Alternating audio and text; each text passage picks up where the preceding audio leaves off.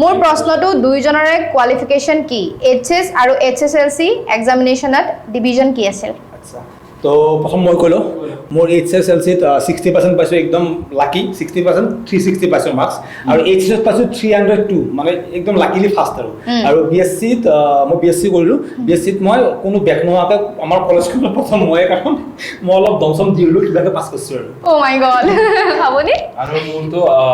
মই মেট্ৰিকত পাইছিলো 74 তাৰ পিছত হাই সেকেন্ডাৰীত পালো 72 তাৰ পিছত মই